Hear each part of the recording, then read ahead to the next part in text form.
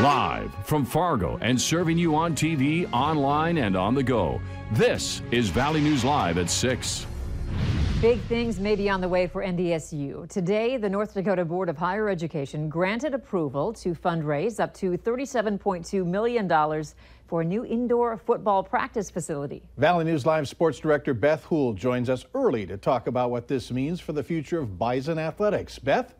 It's got to be exciting if I'm joining you this early. Thanks, guys. What we're talking about here is a new building that will go where the current football practice fields are, south of the Shack. It's replacing the need for the bubble over Dakota Field during the winter. Plain and simple, this is huge for NDSU athletics. It's even more so necessary as universities and maybe most importantly, the competition has taken the step towards indoor practice facilities. Next on the list of importance is that it isn't in the bank yet. Today's news is that they have approval to start fundraising. But Director of Athletics Matt Larson says they've heard plenty of support for the project as they lay the groundwork. Now see where does that support turn into financial support and where we go from there, and because that's really going to dictate the timeline of the facility is when we have the funds in place to move forward. So that's going to be the challenge in the coming months.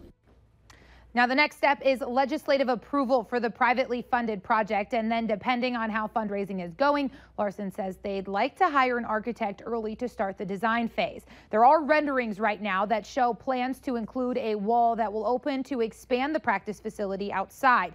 They have locker rooms, team meeting space, and a weight room planned, and this will replace the purpose of the bubble over the Dakota Field, as I mentioned, but it will also serve football, soccer, softball, baseball, and golf. Now, the timeline depends on legislative approval and, of course, financial support.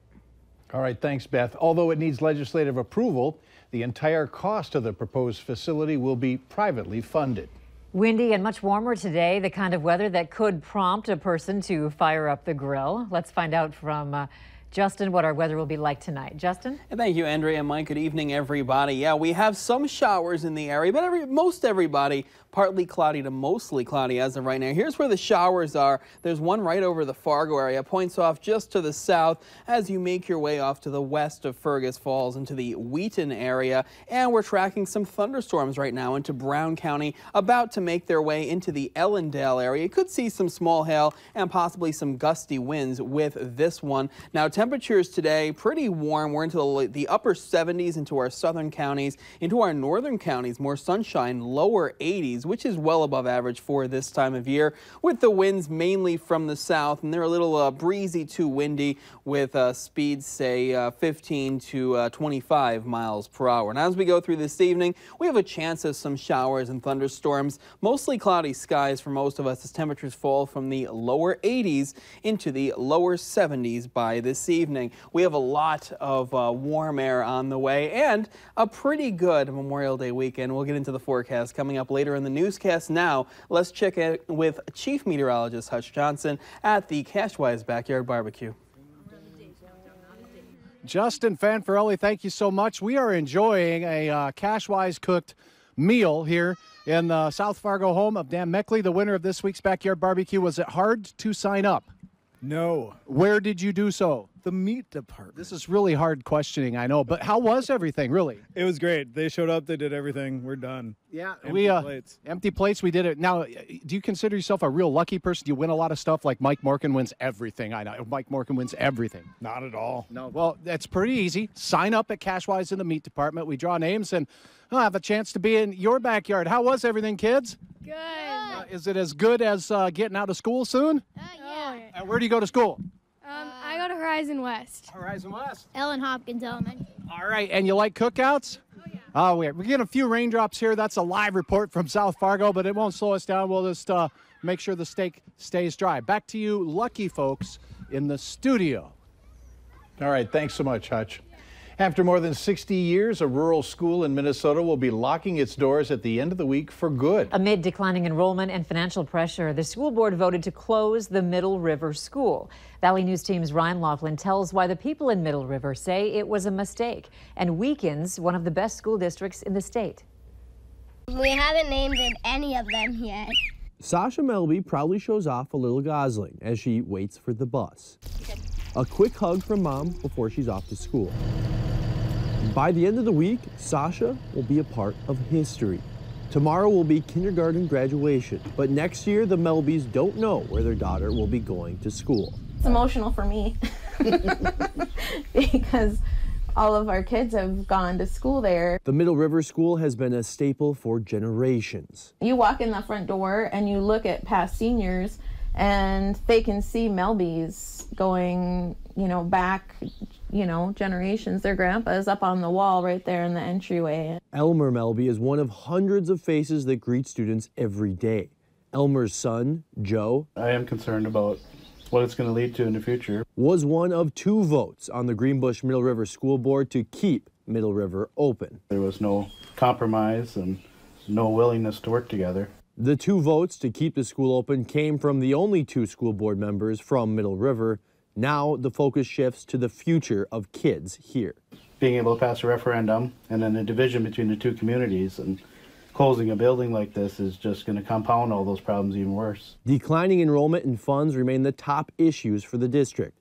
Sasha is one of 27 students in the Middle River building. Many schoolrooms look like this once used science room, now doubling as a storage space. However, Middle River folks are quick to point out that their middle schoolers and their 4th graders have already been pulled to Greenbush. They say it was a move to make the school look more empty than it actually is. District leaders say decisions have been purely economically driven. For people out here like us, we're kind of in no man's land for our opportunities. The word is many Middle River families are preparing to open and enroll their kids in surrounding districts, as some fear for the future health of the district as a whole. To see for sale signs going up in town is pretty sad. Indivisible, with liberty and justice for all. After this week, no more Pledge of Allegiances here. A decision only time will tell how it affects one of the top schools in the state. From Middle River, Ryan Laughlin, Valley News Live. The city of Middle River is trying to obtain the school building. The school board is looking into the legalities of selling it. Coming up tonight at 10, the mayor of Middle River weighs in. He says there's a possibility the entire school district could dissolve.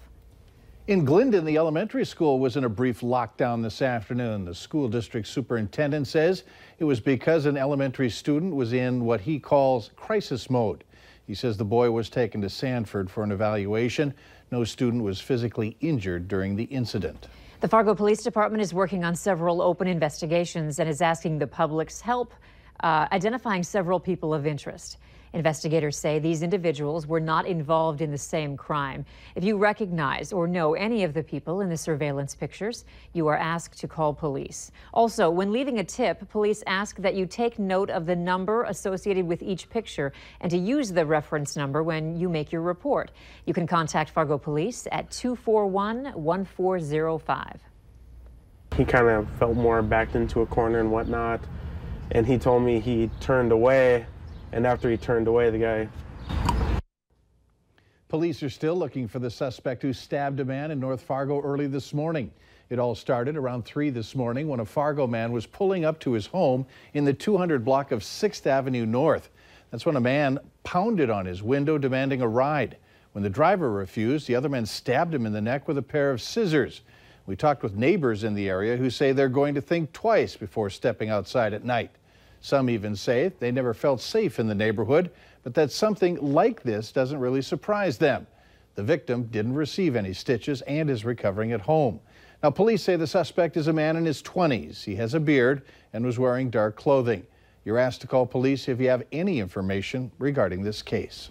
Just in time for the summer, area pools are getting ready for families who want to come in and take a dip. Holbert Aquatic Center in West Fargo is ready for swim lessons in warm water, no less. The pool was filled this morning. There are a number of events being held there that are unique to Holbert. They're not being offered anywhere else in the state or region, especially the log rolling classes and the world's largest swim lesson. As for outdoor pools in Fargo and Moorhead, they're set to open June 6th.